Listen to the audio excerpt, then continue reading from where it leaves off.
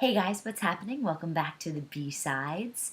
If you are joining me for the first time, my name is Brianna Gerbat, and I am a writer, a poet, and an art historian.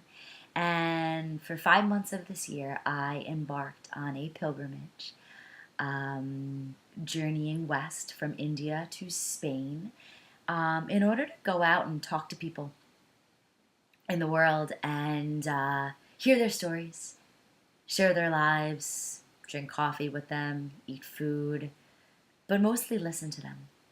And I went out because I myself am a storyteller, and what better way to tell stories but to also listen to them and to hear what the world has to say about itself. So, this is my story of some of my experiences in India. So I went to India because my friend Kate finally got me to go visit her. Kate, I was lucky enough to play lacrosse with in college, and we stayed in touch after and have been friends for a very long time. And I couldn't possibly go out on a long trip without going to visit her first. And so in April, I flew to Delhi and I stayed with her for a few days. And then after that, I went in to discover some of India myself. And one of my first ports of call was the Taj Mahal because it has always been something I dreamt about seeing. Not only as an art historian, but as a student of history, as someone that loves architecture, as someone that just is a sucker for magnificence.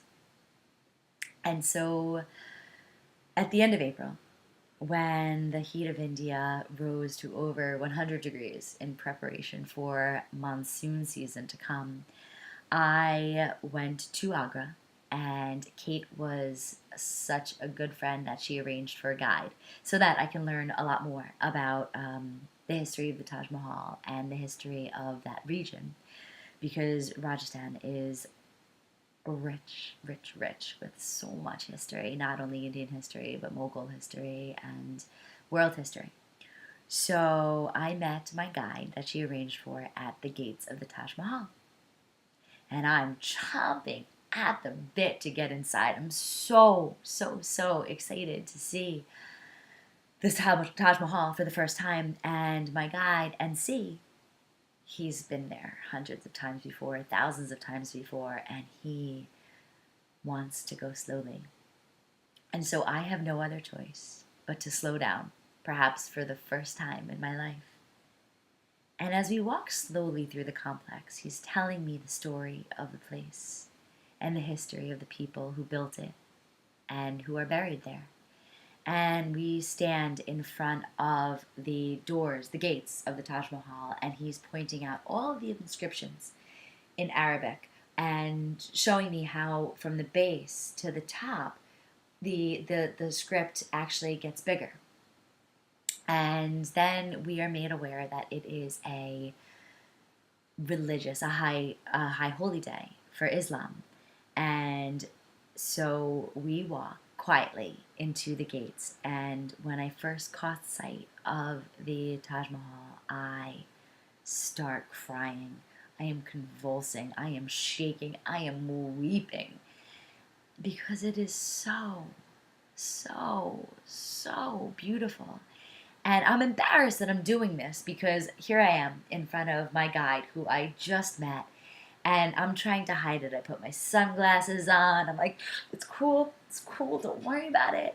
But it was so silly of me to hide that because how often do we get to experience such intense beauty and get to react like that?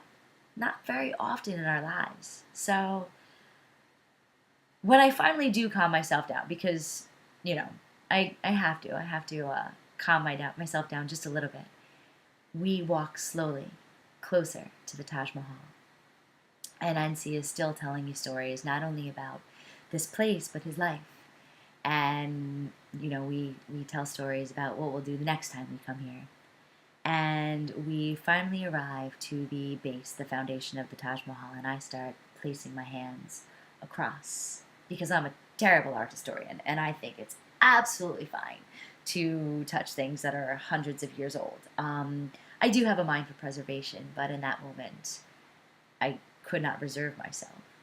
And as we inch our way closer to the entrance to the Taj Mahal, it is open because it is a holy day.